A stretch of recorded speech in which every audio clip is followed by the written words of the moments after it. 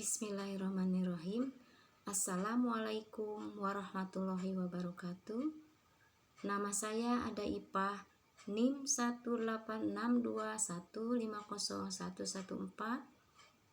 kelas C, Prodi PG PAUD, Universitas Pansasakti, semester 5. Di sini saya akan memaparkan tentang profesi keguruan dalam mengembangkan siswa untuk memenuhi tugas UTS mata kuliah profesi keguruan. Dosen pengampu Dr. Randa Rijawati, MSI.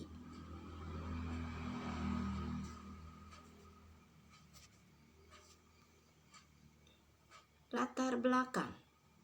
Dalam percakapan sehari-hari sering terdengar istilah profesi atau profesional.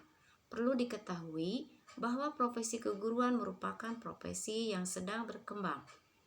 Pemikiran tentang bagaimana hakikat profesi keguruan kerap kali diperbincangkan. Bagi seorang guru, pengetahuan tentang profesi keguruan harus benar-benar dimiliki untuk dapat meningkatkan profesionalitas dalam melaksanakan tugasnya.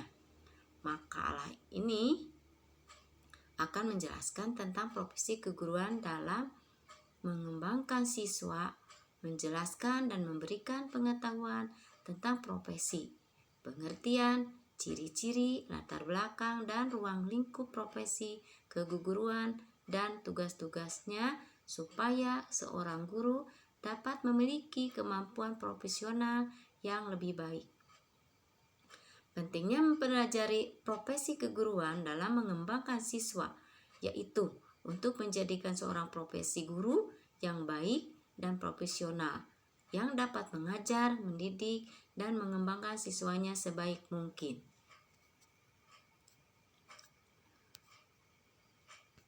Pengertian profesi, profesional, profesionalisme, profesionalitas, dan profesionalisasi. 1. Profesi adalah suatu jabatan penting, pekerjaan yang menuntut keahlian, ekspertise dari para anggotanya. Artinya, tidak bisa dilakukan oleh sembarang orang yang tidak terlatih dan tidak disiapkan secara khusus untuk melakukan pekerjaan itu. 2. Profesional menunjukkan pada dua hal. Pertama, orang yang menyandang suatu profesi. Kedua, penampilan seseorang dalam melakukan pekerjaan sesuai profesinya. Seorang profesional melakukan pekerjaannya sesuai dengan kemampuan, keahlian, efisiensi, atau keterampilan yang sudah dimilikinya. 3. Walter Johnson tahun 1959 mengartikan petugas profesional, yaitu profesionals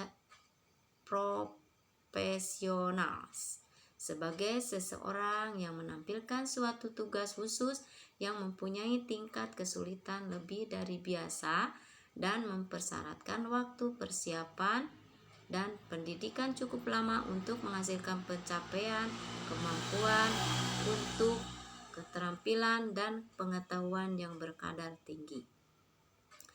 4. Pendidikan cukup lama untuk menghasilkan pencapaian kemampuan, keterampilan, dan pengetahuan yang berkadar tinggi. 5. Profesionalisme menunjukkan kepada komitmen para anggota suatu profesi untuk meningkatkan kemampuan profesionalnya yang terus-menerus mengembangkan strategi-strategi yang digunakannya dalam mengerjakan pekerjaan yang sesuai dengan profesinya. 6. Profesionalitas mengacu kepada sikap para anggota profesi terhadap profesinya serta derajat keahlian dan pengetahuan yang mereka miliki dalam rangka melakukan pekerjaan. 7. Profesionalisasi menunjukkan pada proses peningkatan kualifikasi maupun kemampuan para anggota profesi dalam mencapai kriteria yang standar dalam menampilkannya sebagai suatu profesi.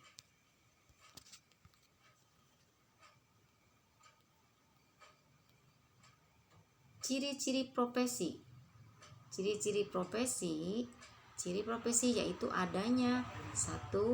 Memiliki standar untuk kerja yang baku atau dengan kata lain memiliki aturan yang jelas tentang hal yang dikerjakannya.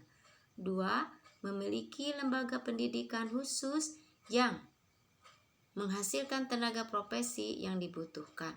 3. Memiliki organisasi profesi yang memperjuangkan hak anggotanya serta bertanggung jawab untuk meningkatkan profesi yang bersangkutan. 4. Adanya pengakuan yang layak dari masyarakat. 5. Adanya sistem imbalan yang memadai sehingga anggota profesi dapat hidup dari profesinya. 6. Memiliki kode etik yang mengatur setiap anggota profesi. Pengertian profesi keguruan. Pada dasarnya, profesi guru adalah profesi yang sedang tumbuh. Walaupun ada yang berpendapat bahwa guru adalah jabatan yang semi profesional, namun sebenarnya lebih dari itu. Hal ini dimungkinkan karena jabatan guru hanya dapat diperoleh pada lembaga pendidikan yang lulusannya menyiapkan tenaga guru, adanya organisasi profesi, kode etik, dan ada aturan tentang jabatan fungsional guru SK Menfan nomor 26/1989 .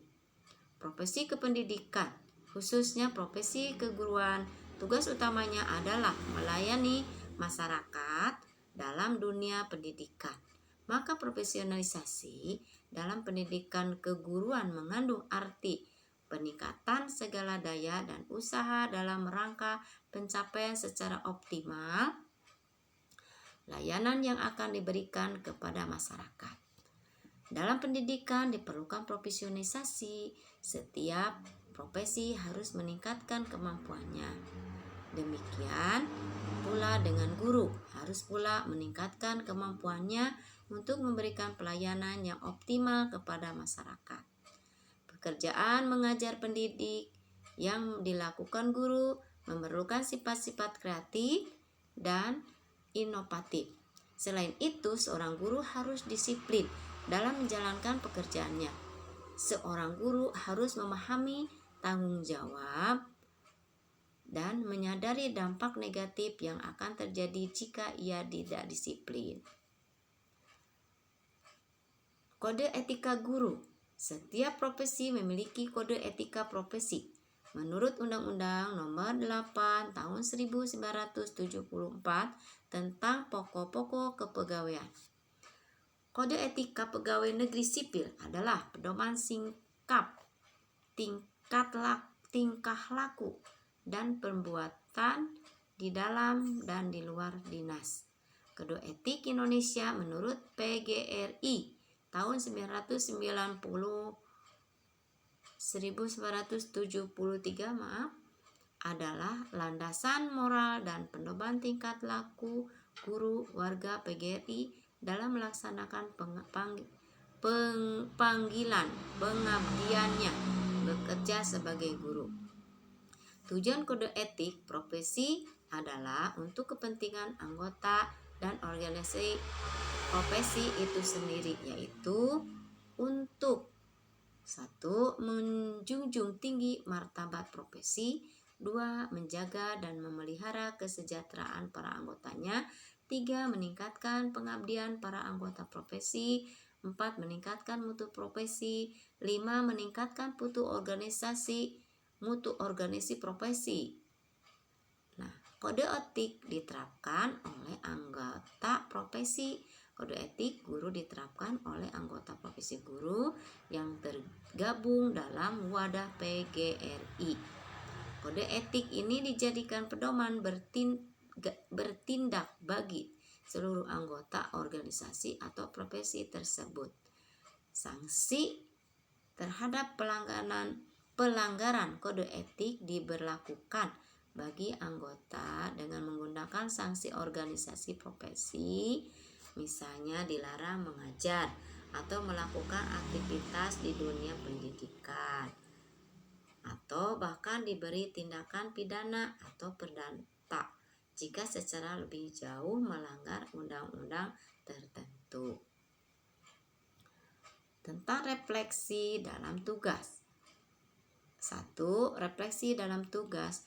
Tujuan utuh pendidikan itu merupakan rujukan segenap upaya pengembangan manusia Indonesia seutuhnya dan model rumusan TUP tentang manusia dapat bervariasi sebagaimana tertuang dalam Undang-Undang Nomor 20 Tahun 2003 tentang Pendidikan Nasional Pasal 3. Dengan demikian, gambaran manusia Indonesia seutuhnya sebagai refleksi TUP itu bukan hanya dikonseptualkan secara ideal dan abstrak saja, selain mendapat juga dijabarkan.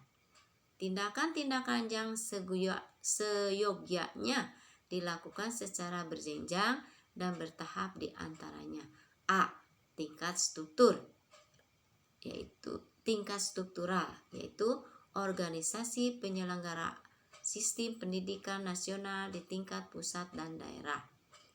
B. Tingkat institusional, yaitu satuan tingkat pelaksanaan penyelenggara sistem pendidikan baik pada jalur sekolahan maupun luar sekolah. Tindakan C. Tingkat operasional, satuan pelaksanakan kegiatan proses pembelajaran. 2. Berbagai bentuk refleksi profesional, yaitu kemampuan seseorang untuk sanggup dan mau merenungkan, memahami, dan menyadari pengalaman masa lalu dalam hidupnya merupakan hakikat refleksi diri. Melakukan refleksi profesional itu sangat penting. Tugas pekerjaan helping profession sangat erat dengan masalah kelangsungan hidup dan nasib masa depan klien customer. Misalnya, jika konselor setelah mendiagnosis masalah yang dialami siswa, yaitu yang pada awalnya membantu justru malah sebaliknya merusak. Iptek sekarang ini sangat mempengaruhi bidang profesi pendidikan dan keguruan, terutama dalam hal antara lain itu A. Muatan dan kemasan kurikulum bahan ajarnya. B. Strategi dan metodologi atau teknologi pembelajarannya. C. Manajemen sistem pendidikan umumnya dan sistem pembelajaran pada khususnya. Kesimpulannya, profesi adalah suatu pekerjaan yang dalam melaksanakan tugasnya memerlukan atau menuntut keahlian ekspertise, yaitu menggunakan teknik-teknik ilmiah serta dedikasi yang tinggi. Profesi keguruan merupakan pekerjaan yang membutuhkan keahlian dan pengetahuan. Selain itu, seorang guru harus benar-benar profesional dalam menjalankan pekerjaannya, karena tugas seorang guru adalah melayani masyarakat dalam dunia pendidikan. Untuk melayani masyarakat secara optimal, seorang guru harus menguasai kemampuan dasar guru, tugas pokok guru, serta harus memahami kode etik guru dan sikap sosial seperti 1.